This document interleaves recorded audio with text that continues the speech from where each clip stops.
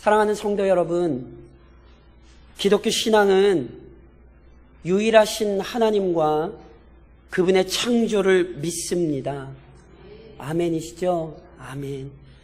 그런데 유일하신 하나님께서 만물을 창조하셨다는 사실을 믿는 것은 단순히 과거의 창조 사실을 아는 것이 아닙니다. 하나님의 창조를 믿는 믿음이란 그 창조주 되신 하나님께서 지금도 여전히 자신이 창조하신 만물을 돌보시고 지금도 다스리신다는 사실을 확신하는 것입니다. 저를 한번 따라 하시겠어요? 섭리신앙. 예, 이것을 일반적으로 우리가 섭리신앙이라 부릅니다. 시편 96편에 보면 이런 찬양이 있죠. 모든 나라 가운데서 이르기를 여호와께서 다스리시니 세계가 굳게 서고 흔들리지 않으리라. 그가 만민을 공평하게 심판하시리라 할지로다. 성경의 고백이 무엇입니까? 하나님께서는 창조 후에 손을 놓고 계신 것이 아니라 지금도 역사 안에서 일하십니다. 하나님께서는 세상의 주인이시기에 언제나 통치자요 지도자로서 행동하십니다. 그래서 지금도 세상의 모든 일들은 하나님의 뜻대로 이루어지고 있습니다. 어떤 일들도 하나님의 주권적인 섭리와 관련 없이 발생하지 않습니다. 그리하여 결국 하나님의 계획대로 이 세상의 모든 역사가 진행되고 마무리되는 것입니다. 이것이 섭리신앙입니다. 하나님께서 여전히 일하고 계신다는 사실을 아는 거죠. 그리고 이러한 섭리신앙으로 인해 그리스도인들은요, 고난과 환난, 역경마저도 신앙이 없는 사람들과는 전혀 다른 관점으로 이해하게 됩니다. 즉, 고난도 하나님으로부터 옵니다. 믿으십니까? 욥의 고백 기억하십니까? 욥이 이렇게 고백했습니다. 이르되 내가 모태에서 알몸으로 나왔사온즉 또한 알몸이 그리로 돌아가올지라. 주시니도 여호와시요 거두시니도 여호와시오니 여호와의 이름이 찬송을 받으실지니이다. 욥기에서요, 욥과 욥의 친구들이 욥에게 찾아온 고난이 왜 시작되었는지는 풀지 못했어요. 그러니까 그것이 천상의 회의에서 시작됐다 이런 거 알지 못했어요. 그런데 명확히 안 건 있는데 이 모든 고난이 하나님으로부터 시작되었다는 사실만큼은 정확히 알았습니다. 또한 이 모든 고난으로부터 벗어나게 하실 분 역시 하나님이라는 사실도 알았어요. 이러한 인식이 섭리신앙인 것입니다. 그리고 본문도 마찬가지로 우리에게 이 섭리신앙을 가르치고 있는 것입니다. 하나님께서는 자신의 자녀들에게 심한 고난을 주실 뿐 아니라 그 고난으로부터 벗어나게도 하십니다. 참된 그리스도인들이라면 바로 이러한 하나님의 섭리와 손길을 이해하고 있어야 하고 이 하나님의 섭리와 손길을 통한 깊은 가르침을 깨달아야 하는 것입니다. 그래서 오늘 우리가 본문을 살펴보려 하는 것입니다. 우선 우리는 명확히 기억해야 합니다. 하나님께서는 자신의 자녀들에게 여러 가지 심한 고난을 주십니다. 본문은 우리에게 명확히 선언했어요. 우리에게 여러 가지 심한 고난을 보이신 주께서. 표현을 잘 보셔야 됩니다. 여러 가지입니다. 그것도 심한 고난입니다. 하나님은 그냥 고난이 아니라 여러 가지 고난을 주시고 그냥 고난이 아니라 심한 고난을 주십니다. 그래서 이 구절은 기독교 신앙이 결코 인간의 욕망과는 조화될 수 없다는 사실을 알려줍니다. 이미 아담 안에서 죄의 세력에 사로잡히게 된 인간의 본성은 언제나 자신의 행복과 안락을 추구하고 소망하지 절대로 고난을 기대하지 않습니다. 자신의 행복을 위해서라면 창조주 하나님마저 마음대로 부려먹고 싶어 하지요. 실제로 이러한 죄인들의 욕구가 우상숭배를 통해 나타난 것입니다. 시편 115편에 보면 이렇게 고백하지요. 그들의 우상들은 은과 금이요 사람이 손으로 만든 것이라. 사람이 손으로요, 은과 금으로 우상을 만들어요. 왜 만들어냅니까? 어떤 초월적인 능력을 자기 마음대로 사용하고 싶기 때문에 그렇습니다. 원래는 존재하지도 않습니다. 존재하지도 않는 신을 만들어서라도 자신의 욕망을 이루고 싶은 거예요.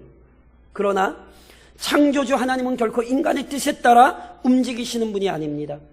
오히려 하나님께서는 자신의 목적을 이루기 위하여 자신의 자녀들에게 때로 심한 고난도 경험하도록 인도하십니다. 그렇다면 도대체 왜 하나님께서 자신의 자녀들로 하여금 고난당하게 하십니까? 이에 대해 성경의 가르침에 따라 몇 가지로 우리는 답변할 수 있습니다. 우선 하나님께서는 고난을 통해 자신의 자녀들이 스스로의 죄악을 깨닫고 죄에서 돌이키게 하십니다. 아무리 탁월한 믿음의 사람이라 할지라도 이 세상에 사는 동안 죄에서 자유롭지 않습니다. 그래서 때로 하나님의 마음을 아프게 하는 죄악들을 범할 때가 있지요. 올 한 해도 우리가 많이 하나님의 마음을 아프게 한 적이 있습니다. 그런데 그때요, 하나님께서는 악을 떠나 바른 길로 돌이키도록 때때로 우리에게 고난을 주십니다. 이스라엘의 역사는 이 사실을 너무도 잘 입증하지요. 예를 들면 사사기에서 실은 계속해서 반복되는 표현들, 구절들이 있습니다. 사사기 3장에 보면 이런 말씀이 있습니다. 이스라엘 자손이 여호와의 목전에 악을 행하여 자기들의 하나님 여호와를 버리고 바알들과 아세라들을 섬긴지라. 여호와께서 이스라엘에게 진노하사 그들을 메소보다미아 왕 구산 리사다임의 손에 파셨으므로 이스라엘 자손이 구산 리사다임을 8년 동안 섬겼더니 이스라엘 자손이 여호와께 부르짖으매 여호와께서 이스라엘 자손을 위하여 한 구원자를 세워 그들을 구원하게 하시니 그는 곧 갈렙의 아우 그나스의 아들 온니엘이라. 이 표현이요, 괴롭히는 민족이 바뀌고 괴롭히는 횟수가 바뀌고 사사가 바뀐다 뿐이지 똑같이 계속해서 반복됩니다. 아십니까? 사사기 내내 반복됩니다. 이스라엘 자손이 악을 행하여 하나님께서 이방 민족을 통해 징계하시죠. 그러면 이스라엘 자손은 자신들의 죄악을 깨닫고는 하나님께 용서를 구하며 부르짖는 거예요. 그러면 자비하신 하나님께서 사사를 일으켜서 이스라엘을 구원하시고 이스라엘은 평안을 누렸습니다. 이게 계속 반복된다니까요. 그러니까 실은 이 민족을 통해 징계하신 것은요, 이스라엘 백성들로 하여금 바른 길로 돌이키게 하시는 방법이었습니다. 그래서 잘 아시는 것처럼 시편 119편에서 시편 기자가 이런 고백했잖아요. 고난당하기 전에는 내가 그릇 행하였더니 이제는 주의 말씀을 지키나이다. 고난이 우리를 어떻게 만듭니까? 하나님의 뜻에 순종하게 만듭니다. 하나님의 뜻에 복종하게 만듭니다. 그래서 하나님은 고난을 주십니다. 또한 하나님께서는 고난을 통해 흠이 많고 연약함도 많은 자녀들을 더욱 견고하고 온전한 믿음의 사람으로 성장시키십니다. 하나님께서 자신의 자녀들에게 주시는 고난은 단순히 악을 범했기 때문에 또는 죄를 지었기 때문에 주시는 형벌만은 아닙니다. 앞서 언급했듯이 징계로서의 고난도 있지만 성숙 또는 성장을 위한 고난도 있습니다. 대표적으로 요셉의 고난이 그러하죠. 성경은 요셉이 자신의 죄 때문에 고난당했다고 설명하지 않습니다. 예를 들면 요셉은 보디발의 아내의 음란한 유혹을 받았지만 오직 하나님을 두려워하는 믿음으로 이 시험을 이겨냈습니다. 그런데 아시잖아요. 어떻게 됐어요? 이 나쁜 여자의 거짓말 때문에 억울한 누명을 쓰고 옥에 갇혔어요. 이 얼마나 기가 막히고 말도 되지 않는 사건입니까? 그런데 아십니까? 옥에서의 생활은 요셉을 한 나라의 국무총리로 준비시키는 시간이었습니다. 그 감옥은 나라의 최고의 정치 지도자들이 이렇게 갇혀있는 곳이었습니다. 그래서 나라 돌아가는 얘기를 거기서 다 들어요. 그리고 아시죠? 나중에 요셉이 거기 감옥에서 나갈 수 있었던 이유가 뭐예요? 그 감옥에 술 맡은 관원장이 들어왔어요. 그 사람 때문에 나중에 바로 앞에 서는 거예요. 옥에서의 기간이 아니라면 요셉은 총리 될 수 없었어요. 요셉만 그러합니까? 다윗 역시 고난이 만들어낸 대표적인 믿음의 사람입니다. 다윗은 골리앗으로부터 이스라엘을 구해낸 영웅이었죠. 그는 사울왕과 이스라엘 백성을 위해 충성스럽게 헌신한 사람이에요. 그러나 그에게 닥쳐온 현실이 무엇입니까? 사울왕의 시기와 암살 도모를 피해 도망 다녀야 했습니다. 그런데 아십니까? 다윗이 그렇게 막 도망 다니고 있는 과정 중에, 그렇게 고통당하고 있는 과정 중에 어떤 일이 일어나는 줄 아세요? 사무엘상에 보면 이런 말씀이 있어요. 그러므로 다윗이 그곳을 떠나 아둘람굴로 도망하며 그의 형제와 아버지의 온 집이 듣고 그리로 내려가서 그에게 이르렀고, 환난당한 자와 빚진 모든 자와 마음이 원통한 자가 다 그에게로 모였고, 그는 그들의 우두머리가 되었는데 그와 함께한 자가 400명 가량이었더라. 다윗이 고난받고 있을 때 고난받던 사람들이 다윗에게로 와요. 왜요? 다른 사람은 몰라도 다윗은 우리의 마음을 알아줄 거라 여기는 거예요. 그래서 놀랍게 그 사람들이 다윗을 찾아와요. 다윗이 부르지 않았어요. 그리고 다윗은 그 사람들을 품어주었죠. 그래서 어떻게 되는 줄 아십니까? 넉넉한 마음을 가진 지도자로 훈련받을 수 있었어요. 이 사람들을 데리고 돌아다니면서 왕으로서의 훈련을 받은 것이었고, 그래서 나중에 전 이스라엘을 다스리는 두 번째 왕으로 세워질 수 있었던 거예요. 고난은 다윗을 훈련시키는 시간이었습니다. 지금도 마찬가지입니다. 하나님 왜 고난 주시죠? 훈련시키시는 거예요. 믿음의 사람으로, 하나님의 사람으로 완전케 하시려고 우리를 훈련시키시는 거예요. 또한 하나님께서는 때로 고난을 통해 하나님의 영광이 드러나게 하십니다. 요한복음에 보면요, 예수님과 아주 가깝게 지내던 가정이 하나 나옵니다. 바로 나사로의 가정입니다. 그런데 어느 날 나사로에게 심각한 병이 찾아왔죠. 그러자 누이들이 예수님께 사람을 속히 보내요. 왜요? 빨리 와서 기도 좀 해달라고. 예수님 기도 한번 하면 분명히 날 거니까. 그래서 사람을 속히 보내요. 하지만 주님께서는 다급한 소식을 듣고도 나사로에게 즉시 찾아가지 않으십니다. 오히려 태평하게 이런 말씀하세요. 예수께서 들으시고 이르시되 이 병은 죽을 병이 아니라 하나님의 영광을 위함이요 하나님의 아들이 이로 말미암아 영광을 받게 하려 함이라. 나사로가 아니고 마르다가 아니고 마리아가 아니니까 이 말을 그냥 아멘으로 받으시지, 오라비가 죽어가고 있어요. 그런데 고작 하나님의 영광을 위한 것인, 이 말이 가슴에 들어올 것 같으세요? 근데 예수님 그렇게 말씀하신다니까요. 그런데 우리는 그 사건을 실제로 경험하게 되죠. 오히려 예수님께서는 나사로가 죽은 다음에 나흘 뒤에 그의 무덤 찾으세요. 그리고는 무덤에 있는 나사로를 일으키시죠. 그래서 무엇이 입증됩니까?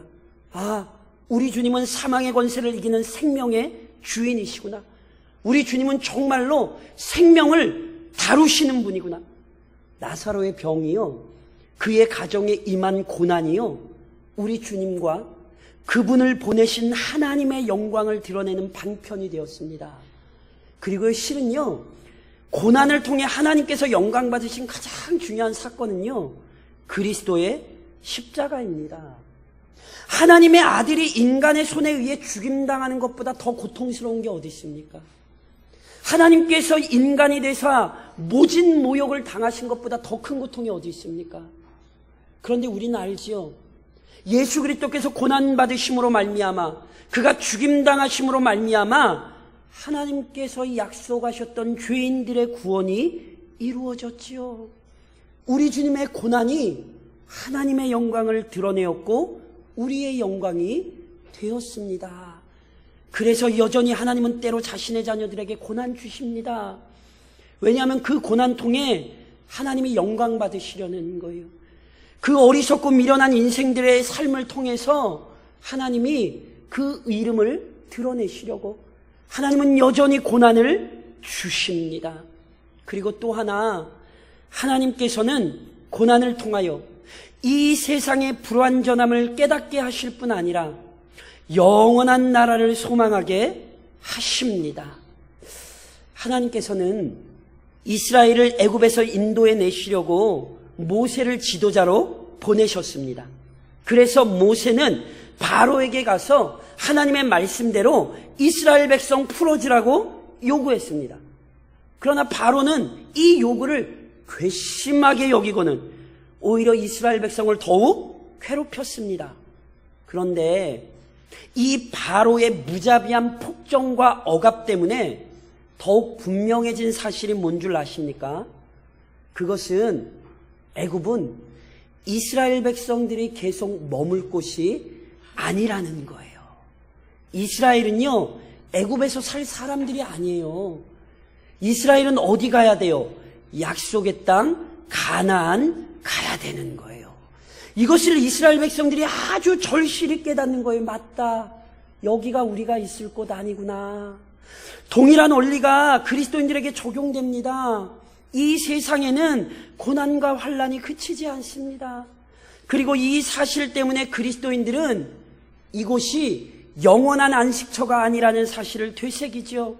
무엇보다 이 세상에서의 인생은 잠시 동안일 뿐입니다. 영원한 안식과 기쁨은 이 땅이 아니라 하늘에서만 누릴 수 있어요. 우리 주님이, 우리 하나님께서 우리에게 고난을 주셔서 그 사실을 더 절실히 깨닫게 만드는 거예요. 그래서 실제로 믿음으로 인하여 다양한 고통과 어려움을 당하고 있던 그리스도인들에게 베드로 사도는 이렇게 권면하지요. 외모로 보시지 않고 각 사람의 행위대로 심판하시는 이를 너희가 아버지라 부른즉 너희가 나그네로 있을 때를 두려움으로 지내라. 우리는 이 땅을 두려움으로 지내는 사람들이에요. 왜냐하면 이 땅이 영원하지 않다는 것을 알기 때문에. 이 땅은 고통과 눈물과 슬픔 외에는 없어요. 이 땅은 아무리 열심을 내고 살아도 이 땅은 죄를 떠날 수 없어요. 오히려 우리가 소망해야 되는 건 하늘이죠. 그래서 고난 때문에 불평과 불만으로 가득 찬 삶을 사는 것이 아니라 오히려 하늘을 바라보며 자신의 삶을 믿음으로 무장하며 살 수 있는 것입니다. 이처럼 하나님께서 자녀들에게 고난을 허락하심으로써 더욱 확고한 소망을 지닌 자들로 만들어 가시는 거죠. 그러니 어찌 우리가 고난을 피하겠습니까? 물론 하나님은 고난만 주시는 분이 아닙니다. 하나님께서는 고난받은 자신의 자녀들을 회복시키십니다. 오늘 시편 기자는 그래서 이렇게 노래했지요. 우리를 다시 살리시며 땅 깊은 곳에서 다시 이끌어 올리시리다. 심한 고난을 주시기도 하시지만 그 땅 깊은 고통 속에서 우리를 다시 이끌어 올리기도 하시는 거예요. 그는 자신의 자녀들로 하여금 고난만이 아니라 회복의 기쁨도 경험하게 하십니다. 그리고 특별히 이 과정 가운데 자신의 자녀들을 더 복되고 참된 길로 인도하시는 거죠. 그렇다면 더 복되고 참된 길이 어떤 것일까요? 하나님께서는 자신의 자녀들을 회복시키시되 진정한 복, 즉 영혼의 평안을 허락하십니다. 죄인들은 지금도 쾌락을 추구하기 위해 발버둥 치지요. 그러나 이러한 육적 쾌락은 지속되지도 않거니와 결국 파멸을 불러옵니다. 잠언 14장에 보면 그래서 이런 말씀이 있어요. 어떤 길은 사람이 보기에 바르나 필경은 사망의 길이니라. 웃을 때에도 마음에 슬픔이 있고 즐거움의 끝에도 근심이 있느니라. 이게 세상의 삶이에요. 아무리 좋아 보이는 것 같아도 슬픔과 근심 떠나지 않고 필경은 사망으로 가는 거죠. 반면 하나님께서는 회복의 은혜를 주시되 진정한 마음의 평안을 주실 수 있습니다. 무엇보다 영혼의 평안은요, 결코 죄인들이 만들어낼 수 없습니다. 이 사실이요, 성경에 여러 가지로 설명되는데 그 중에 하나 사도행전 12장에 보면 이런 구절이 있어요. 그때에 헤롯 왕이 손을 들어 교회 중에서 몇 사람을 해하려 하려 요한의 형제 야고보를 칼로 죽이니 유대인들이 이 일을 기뻐하는 것을 보고 베드로를 잡으려 할세. 때는 무교절 기간이라 잡음에 옥에가 두어 군인 내식인 내패에게 맡겨 지키고 6월절 후에 백성 앞에 끌어내고자 하더라. 초대교회가요, 하나님의 은혜 가운데, 성령의 역사 가운데 성장만 한 줄 아십니까? 아닙니다. 성령 임하시자마자, 복음이 강력하게 역사하자마자 사단이 그 교회를 무너뜨리려 했어요. 그래서 헤롯이요, 사도들을 잡아 죽입니다. 우선 야고보 잡아서 죽였습니다. 베드로도 잡았어요. 그런데 절기가 있어서 당장 못 죽이고 절기 지나고 죽이려고 계획하고 있었어요. 그래서 바로 죽이기 전날이 되었습니다. 그 위급한 때에 교회는 베드로를 위하여 간절히 기도했습니다. 그러자 하나님께서는 그 천사를 보내서 베드로를 구원해 내십니다. 그런데요, 천사가 베드로를 옥에서 끄집어내려고 왔을 때 베드로가 뭐 하고 있었는지 아세요? 사도행전 12장 7절에 보면 이렇게 기록해요. 호련히 주의 사자가 나타나며 옥중에 광채가 빛나며 또 베드로의 옆구리를 쳐 깨워 이르되 급히 일어나라 하니 쇠사슬이 그 손에서 벗어지더라. 이 장면이 얼마나 웃긴가를 좀 보셔야 돼요. 죽기 전날 밤 내일이면 이제 끌려나가서 죽을 거라고요, 베드로가. 근데 그 밤에 천사가 환한 빛 가운데 나타나서 옥중에 광채가 칵 했어요. 근데 베드로 뭐 하고 있어요? 푹푹 잘 자고 있어요. 무슨 생각이 드십니까? 아이고, 우리 남편같이 미련하기는 참, 그 죽기 전날 밤에 잠을 자고, 이렇게 생각하시면 큰일 나요. 이 비밀은 시편 4편에 이렇게 나옵니다. 주께서 내 마음에 두신 기쁨은 그들의 곡식과 새 포도주가 풍성할 때보다 더하니이다.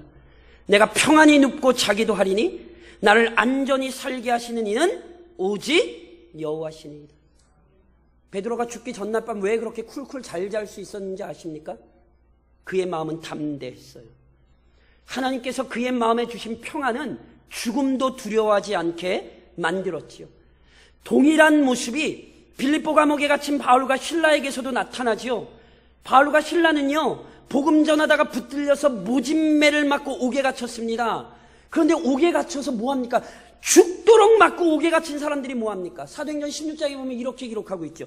한밤중에 바울과 실라가 기도하고 하나님을 찬송하며 죄수들이 듣더라. 한밤중, 어떤 때입니까? 매맞지 않아도 욱신거릴 때가 한밤중입니다. 가장 극심한 고통을 느낄 때가 한밤중입니다. 그런데 그 한밤중에 뭐합니까? 기도하고 찬송합니다. 어떻게 이 비참하고 고통스러운 상황 속에서 찬송하고 기도할 수 있습니까? 하나님께서 주신 힘이 아니라면 불가능합니다. 이것이 바로 하나님께서 자녀들에게 주시는 회복의 은혜예요. 하나님은 자신의 자녀들을 고통에서 벗어나게 하시되 참된 영혼의 기쁨, 참된 영혼의 강건함을 허락하시는 분이죠. 또한 하나님께서는 자신의 자녀들을 회복시키시되 연약한 인생들이 자신의 인생을 책임질 수 없다는 사실을 깨닫게 하십니다. 이것이 출애굽 사건에서는 이렇게 나타납니다. 이스라엘 백성들은 자신들의 능력으로 바로를 물리치고 애굽 땅을 나온 것 아닙니다.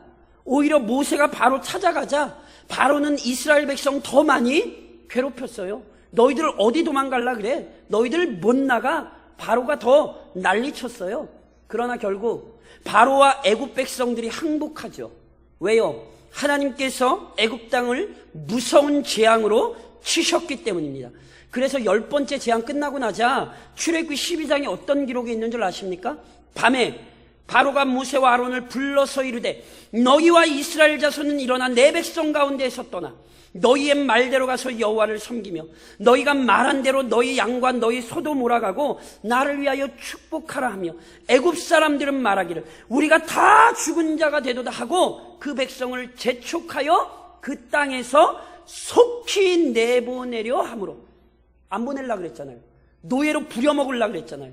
그랬던 사람들이 뭐예요? 등더미로 내보내요. 왜요? 이스라엘이 강력했던 것이 아니라 하나님께서 이렇게 만들어 내신 것이죠. 이것은 남유다가 바벨론 포로에서 돌아올 때도 확인됩니다. 포로되었던 바벨론 땅에서 돌아온 것은요, 유다 백성들의 힘으로 이루어진 게 아니에요. 그들이 정치적인 힘으로 또는 군사적인 힘으로 나라를 되찾은 게 아니에요. 이들의 회복은 철저히 하나님의 약속에 의한 결과입니다. 그래서 에스라서 1장에 보니 이렇게 기록되죠. 바사왕 고레스 원년에 여호와께서 예레미야의 입을 통하여 하신 말씀을 이루게 하시려고 바사왕 고레스의 마음을 감동시키심에 그가 온 나라에 공포도 하고 조서도 내려 이르되 바사왕 고레스는 말하노니 하늘의 하나님 여호와께서 세상 모든 나라를 내게 주셨고 나에게 명령하사 유다 예루살렘의 성전을 건축하라 하셨나니 이스라엘의 하나님은 참 신이시라. 너희 중에 그의 백성된 자는 다 유다 예루살렘으로 올라가서 이스라엘의 하나님 여호와의 성전을 건축하라. 그는 예루살렘에 계신 하나님이시니라. 어떻게 포로된 땅에서 돌아옵니까? 예레미야의 입으로 하신 말씀을 이루시려고 바사왕 고레스의 마음을 감동시키심에 이스라엘이 했습니까? 아닙니다. 하나님이 하셨습니다. 하나님의 백성들의 회복, 자기 노력으로 안 됩니다. 내가 아무리 발버둥 친다고 해서 내 삶 회복되지 않습니다. 내가 아무리 수고하고 애쓴다고 해도 내 삶이 은혜를 누릴 수 있는 것 아닙니다. 하나님이 움직이셔야, 하나님이 책임지셔야, 그래야 우리에게 회복은 있는 것입니다. 하나님께서 바로 이 사실을 가르치시는 거예요. 아, 하나님께서만이 우리를 책임지실 수 있구나. 그것이 하나님께서 우리를 가르치시는 방법이에요. 또 하나, 하나님께서는 자신의 자녀들을 회복시키시되 하나님을 의지하는 것만이 참으로 복된 인생이라는 사실을 깨닫게 하십니다. 이스라엘의 역사는 하나님을 의지하는 것의 중요성을 너무너무 잘 보여줍니다. 이스라엘이 하나님을 떠나 악을 행했을 때 남은 것은요, 고통 외에는 없었어요.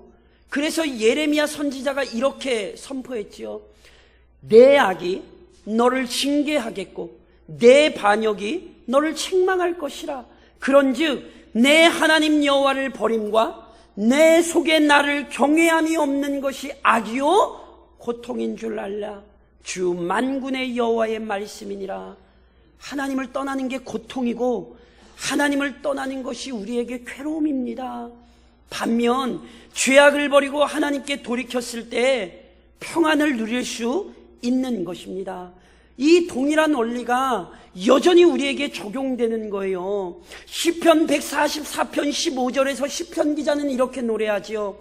이러한 백성은 복이 있나니 여호와를 자기 하나님으로 삼는 백성은 복이 있도다. 아멘이십니까? 아멘. 여호와 하나님 외에 피난처도 없고 여호와 하나님 외에 위로자도 없습니다. 하나님이 이 사실을 알게 하시려고 때로 우리에게 고난도 주시고 때로 우리를 고난에서 회복시키기도 하시는 거예요. 하나님 떠나서는 아무것도 남는 것이 없다는 사실, 하나님이 여전히 살아서 역사하신다는 사실, 그 섭리신앙을 확신시키시려 여전히 하나님은 고난과 회복으로 우리의 삶에 역사하시는 것입니다. 사랑하는 성도 여러분, 2017년을 마치는 오늘 여러분의 마음의 상태 어떠합니까? 행여 고난으로 인해 큰 슬픔을 지니고 계십니까? 제천 사태로 인해 담임 목사를 잃은 교회도 있더라고요. 오늘 그 심정이 어떻겠습니까? 가정의 여러 가지 문제가 해결되지 않아 아직도 마음이 아프십니까? 자녀의 문제로 그렇게 눈물을 흘렸는데 하나님이 내 기도를 안 들어주시는 것 같습니까? 또는 반대의 형편에 있는 성도들도 계실 거예요. 그토록 고민하던 문제 해결됐고 그토록 힘써서 준비하던 것들 잘 되어 실은 오늘 감사가 실은 넘치는 분이 또한 우리 가운데 계실 것입니다. 그런데 사랑하는 성도 여러분, 어떤 형편에 있든지 고통 가운데 있든지 아니면 회복의 은혜 가운데 있든지 우리 모두가 명확히 기억해야 하는 신앙의 자세가 있습니다. 어떤 상황에 처해 있든지 먼저 하나님의 주권적인 섭리를 인정하고 찬양하십시오. 하나님은 창조주이시며 우리는 피조물입니다. 그렇게 하나님께서는 자신의 뜻대로 우리를 다루실 수 있습니다. 그는 고난을 주실 수도 있고요. 그는 우리를 회복시키실 수도 있어요. 믿으십니까? 이러한 섭리신앙을 잃어버리지 마십시오. 자꾸 탄식과 불평, 불만이 넘치는 이유는 또는 참된 감사가 부족한 이유는 하나님의 주권적 섭리를 확고하게 인정하지 못하기 때문에 그래요. 그러나 이 섭리신앙을 고백했던 하나님의 주권적인 섭리를 알았던 한나는 사무엘상 2장에서 이렇게 노래합니다. 여호와는 죽이기도 하시고 살리기도 하시며 수월에 내리기도 하시고 거기에서 올리기도 하시는도다. 여호와는 가난하게도 하시고 부하게도 하시고 낮추기도 하시고 높이기도 하시는도다. 가난한 자를 진토에서 일으키시며 빈궁한 자를 거름더미에서 올리사 귀족들과 함께 앉게 하시며 영광의 자리를 차지하게 하시는도다. 땅의 기둥들은 여호와의 것이라. 여호와께서 세계를 그것들 위에 세우셨도다. 그는 우리를 죽이실 수도 있고 살리실 수도 있습니다. 오늘 우리에게 한나와 같은 고백이 필요합니다.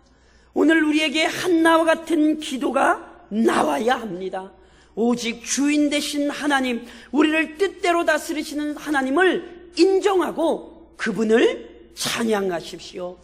또한 영혼의 강건함을 구하십시오. 진정한 그리스도인들은 믿음으로 모든 역경을 이길 수 있습니다. 믿으십니까? 그래서 요한일서에서 사도 요한 이렇게 말씀하셨어요. 무릇 하나님께로부터 난 자마다 세상을 이기느니라. 세상을 이기는 승리는 이것이니 우리의 믿음이니라. 우리의 능력은 돈도 아니고 건강도 아니고 우리가 가진 권력이 아니에요. 우리의 능력은 믿음입니다. 그리고 그 믿음이 강건하다는 것은요, 우선적으로 영혼이 강건하다는 거예요. 쉽게 설명드려요? 다 아시잖아요. 아무리 육신이 연약해도요, 영혼이 강건하잖아요. 그러면 그 사람 믿음은 강력해요. 그래서 육신은 골골거리고 가정 형편은 어려워도 믿음 안에 사는 사람들을 우리는 많이 봅니다. 그것은요, 영혼의 강건함으로부터 나오는 거거든요. 그래서 시편 138편에 보면 시편 기자가 이런 기도해요. 내가 간구하는 날에 주께서 응답하시고 내 영혼에 힘을 주어 나를 강하게 하셨나이다. 뭐라고요? 내 영혼에 힘을 주어. 진짜 능력이 뭐예요? 영혼이 강건한 거예요. 영혼이 강건한 거. 그러므로 오늘도 그렇게 간구하셔야 돼요. 하나님, 우리의 영혼의 강건함을 허락하옵소서. 이 세상 아무리 소란스러워도 우리의 영혼을 강건케 하사 어떤 고난도 두려워하지 않는 담대한 믿음의 사람이 되게 하옵소서. 이 영혼의 강건함을 구하십시오. 더 나아가 낭망하지도 마시고요, 교만하지도 마십시오. 전도서 7장에 보면 동일한 섭리신앙을 우리에게 이렇게 가르쳐요. 형통한 날에는 기뻐하고 공고한 날에는 되돌아보아라. 이 두 가지를 하나님이 병행하게 하사 사람이 그 장래의 일을 능히 헤아려 알지 못하게 하셨느니라. 분명히 하나님께서는요, 형통한 날도 주시고요, 하나님은 공고한 날도 주세요. 그런즉 고난의 시기라고 해서 지나치게 낙심하지 마십시오. 그것이 죄로 인한 징계가 됐든지 성숙을 위한 연단이 됐든지 하나님은 지금 일하고 계신다니까요. 로마서에서 바울이 이런 고백하지요.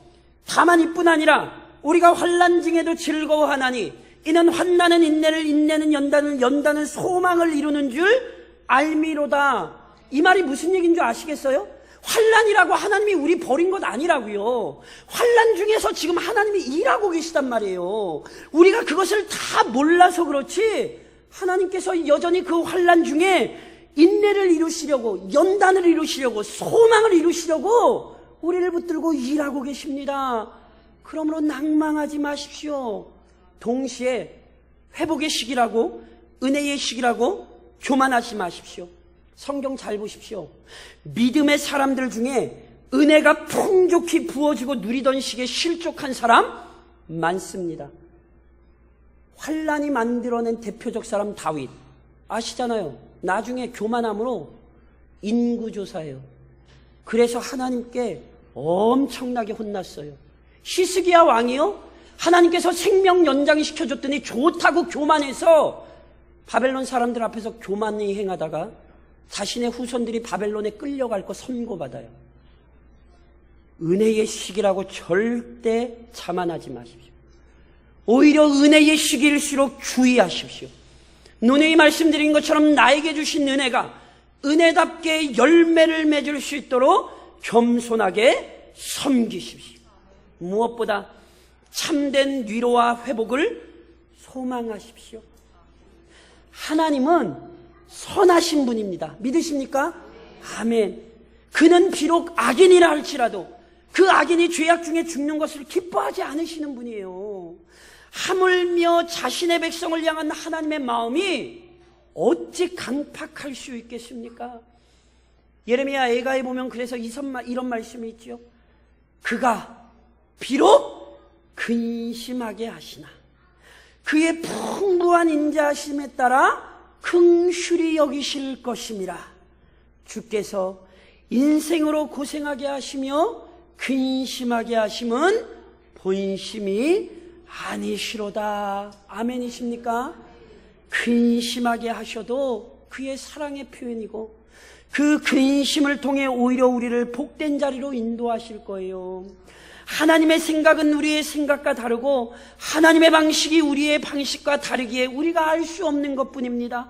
우리가 감히 상상할 수 없는 능력과 방식으로 하나님은 우리를 다스리시기에 때로 우리의 마음이 답답할 수 있지요.